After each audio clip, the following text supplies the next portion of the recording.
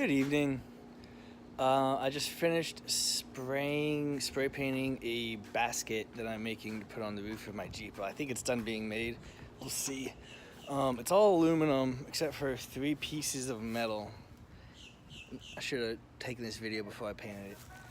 You can tell across here, it's got all the holes in it. That's what I'm going to use to mount to the bars of my roof rack that I bought. I was actually originally going to mount that to the roll cage and put holes and washers and silicone through it to seal up the holes I was going to put in my roof. But after realizing how much money I was going to be spending to build a roof rack and then not even be sure it would work, I just decided to go ahead and buy that. It was $270 something, I want to say. I got it from Extreme Terrain. It's their Baricade Roof Rack. It's like the cheapest one that I could find that didn't have horrible reviews. It actually had pretty good reviews. A lot of people complained that it didn't come with instructions. It was too hard to put up. I didn't have any issues at all. I don't have any wind noise issues. I've been driving without the back windows on. I've been on the highway. I will say the only very small sound difference that I notice is if I'm going maybe over 60, which I don't do too much anyway, then it almost sounds very, very quietly, like there's an old man blowing on a bottle in the back seat. That's about it. Other than that, it holds 350 pounds. My 269-pound friend was doing very quick chin-ups on it, so I have no worries about it. I was jumping on it myself after we installed it. Only one place that not everything lined up perfectly, and that was right here.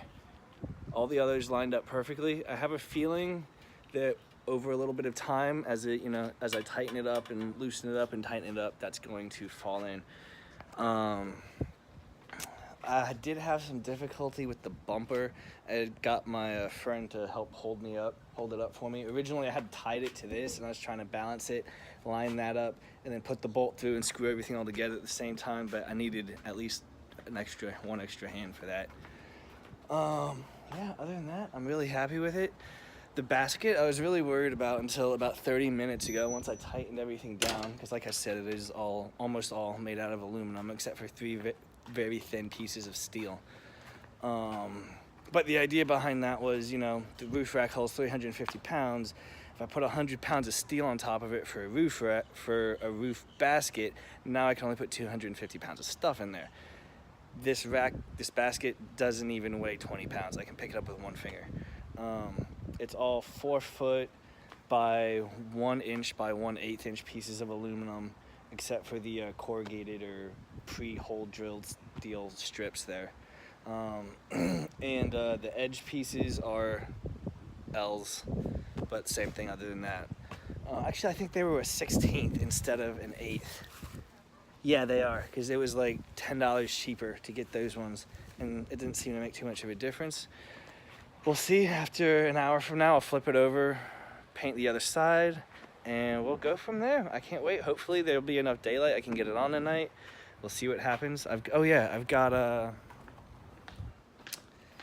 these are what's gonna go around my roof rack and around the basket to hold it on. I might, if I have enough paint left, paint on black, but I doubt I will because I used more than half the can on that side, the top side of the rack or basket. All right, well, talk to you later. My AC hasn't worked for probably about 5 months in my car. However, 5 months ago I wasn't living in my car. So we have a few different options. I did figure out it was the switch. I got the switch out. Here's the center part. So I got the switch out. I took the switch apart, and I don't know if you're gonna be able to tell. Let's see here. Okay, there it is. So see the short copper piece that looks like a sickle? Next to it, there's a hole that shouldn't be there. See that? Right there. It's where the plastic, I guess, was melted away by the second contact, because there's 2 contacts on the switch here. these two. This one is your out. That just travels along here the whole time. No, along here the whole time, excuse me. And then these two, one of them, when you get to high speed, which is this one over here, this one is high speed, I think. So when you get to that one, the other contact slips off the plastic. No, it would have to be the other way around. Yeah, so you're going this way. So this is low, this is high. So when you're at high, the other contact slips off the plastic and rests, or slips off the copper and rests on the plastic. That's one of these two contacts that are over here off to the side. And I guess the heat melted a hole in it, and this is only held with little bitty pieces of plastic too to keep that contact in place with this little spring that pushes it down up against the other ones. So there was melted plastic on the contacts, and then this one was no longer turning with the switch because the little plastic pieces right there, I don't know if you can tell, let me try to make it focus. Low light, that doesn't help. There we go. So those little plastic pieces kind of got melted away a little bit, also I guess from the heat. Which, I mean, I looked at the wiring, it's definitely run through a relay, but whatever, I guess it still gets hot. So I put silicone and some other stuff to try to hold that together. It's drying right now. I actually, after I cleaned off the contacts and leveled out the big hole right there a little bit, it was turning with me just holding it together, but you know, I'd rather not take it apart again in another 3 months and fix it. So all I gotta do really is wait for that silicone and the little bit of glue and stuff that I had put on there underneath it to dry. And then, well, the glue's already dry, I'm just waiting on the silicone to dry now. We can just put the shit back together, put it back in, and see if it works. Whoop whoop. It didn't work. So I've taken now and filled up the hole that was there. It hasn't dried yet. With some steel epoxy that I had. I used it to bed one of my rifles. And then I clean this off more. Doesn't really look like it's cleaner now, but it is. I put a bunch more silicone on it. Oh, I didn't realize it wasn't sitting straight. It kind of doesn't do that because of the spring. Doesn't seem like it's gonna sit straight unless it's in the switch, because that's what holds it straight. So there's a bunch more over there behind the spring too. Doesn't want to focus. There we go.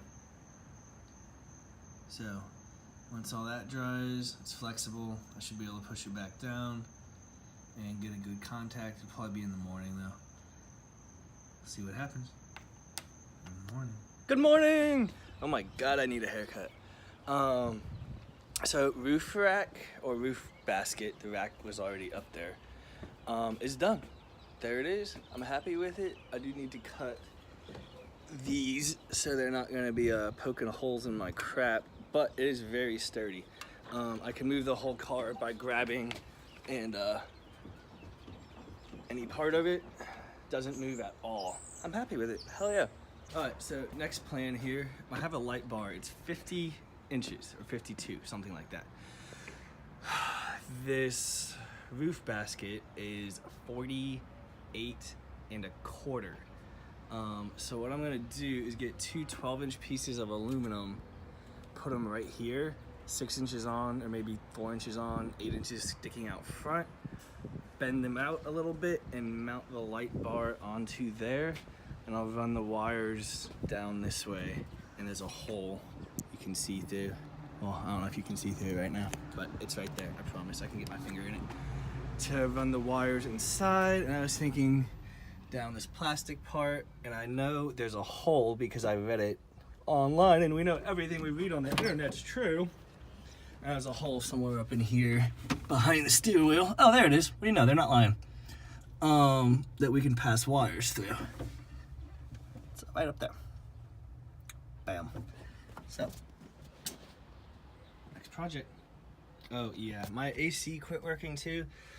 It's this switch right here. I took the switch apart. I thought I was gonna get it fixed. I put it back together. It still doesn't work. Oh yeah, and I got my power inverter mounted right here, so I have electricity under the steering wheel now. Well, once I get it wired in, it's not wired yet, just mounted. But once it's wired, I'll have electricity.